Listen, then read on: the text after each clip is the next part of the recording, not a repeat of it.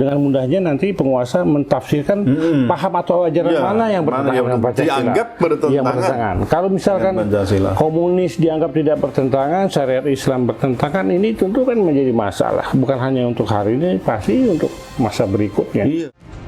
Assalamualaikum puan dan tuan. Anda berjumpa kembali dengan saya Profesor Suteki di channel yang radikal, ramah, terdidik, dan berakal. Puan dan tuan dijamin tidak akan merugi mengikuti channel ini, maka jangan lupa untuk subscribe, like, comment, and share. Adalah jelas berhubungan dengan al-maqasid syariah. Dauratul khamsah menjaga yang 5 itu adalah implementasinya diwujudkan dalam Pancasila itu sendiri. Sila pertama ketuhanan yang Maha Esa itu adalah menjaga agama. Kemanusiaan yang adil dan beradab itu jelas adalah menjaga jiwa. Persatuan Indonesia itu adalah menjaga keturunan, menjaga keberlanjutan kehidupan bangsa bernegara, walaupun di situ ada persatuan yang 3 jenis. Persatuan dalam bentuk sesama insan, persatuan kebangsaan, dan persatuan dalam bentuk ukhuwah Islamiyah. Nah, kerakyatan yang dipimpin oleh hikmah kebijaksanaan dalam permusyawaratan keadilan ini adalah menjaga akal. Tentu dalam permusyawaratan itu harus menggunakan akal yang mengandung hikmah. Pemahaman yang mengandung hikmah itulah yang menjadi dasar permusyawaratan dalam rangka pengambilan keputusan.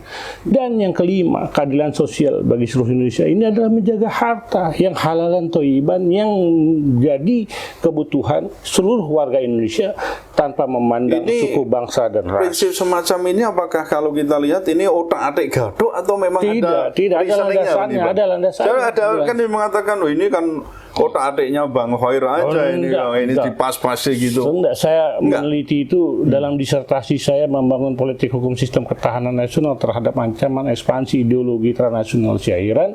Itu saya jelaskan. Karena sifat universal daripada al-masalah wal musalih yang dikembangkan oleh Imam Malik radhiyallahu anhu itu dijabarkan lebih lanjut oleh Imam Asy'ati dalam al-maqasid syariah itu. Jadi itu ada suatu kebutuhan kita. Kebutuhan kita kemudian diimplementasikan dalam bentuk Grundslah, menjadi Pancasila sebagai dasar hukum. Kalau untuk persoalan ini kayaknya pihak lain itu tidak mempersoalkan ya Bang ya, untuk FPI ya.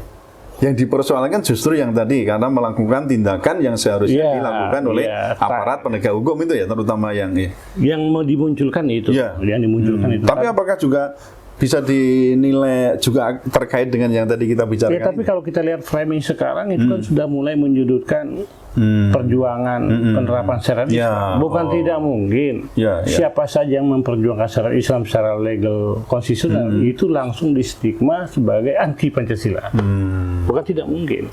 Itu yang saya maksud. Jadi kayaknya yang ada benang merah. Betul. Ada jadi merah. Tuduhan yang tadi sebenarnya belum terbukti bahwa FPI melakukan tindakan yang seharusnya dilakukan oleh aparat penegak hukum itu mungkin pintu masuk. Pintu masuk itu ya. Pintu masuk HTI dengan khilafahnya sebagai pintu masuk. Penegakan syariah Islam yang diwacanakan oleh FPI dengan konsep negara bersyariat itu akan lesutannya. Ada tujuan ke arah situ. Itu. Jadi ada keterhubungan. Nah, kita lihat nanti apakah ini dikaitkan dengan kasusnya Munarman dengan penerapan terorisme. Itu bisa saja terjadi. Kalau itu terjadi berarti kan masuklah itu barang siapa saja yang menganut, mengembangkan, menyebarluaskan ajaran yang atau paham yang bertentangan dengan Pancasila, maka dapatlah klik itu dimasukkan. Nah, paham ajaran yang bertentangan dengan Pancasila ini kan luas, multitafsir. Bisa saja disyarat Islam. Bahkan liberalisme, kapitalisme yang kita anut. Tapi itu nyatanya nggak ada masalah itu, Bang.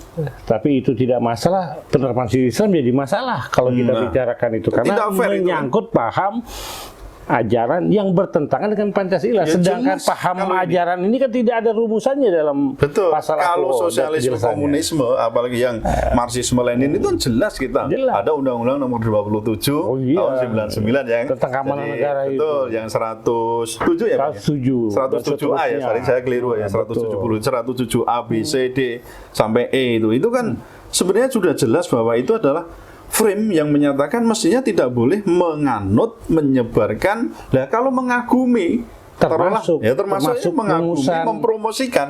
Berarti apakah sosialisme komunis itu akan dipersamakan nanti masuk juga sama atau tidak bertentangan dengan Pancasila? Nah, ini yang jadi masalah, Prof. Tidak ada ketegasan dari pihak penguasa dalam hal menerapkan hukum terhadap ancaman ideologi transnasional. Itu kan tidak jelas. Nah, undang-undang tersebut juga menimbulkan ketidakpastian hukum.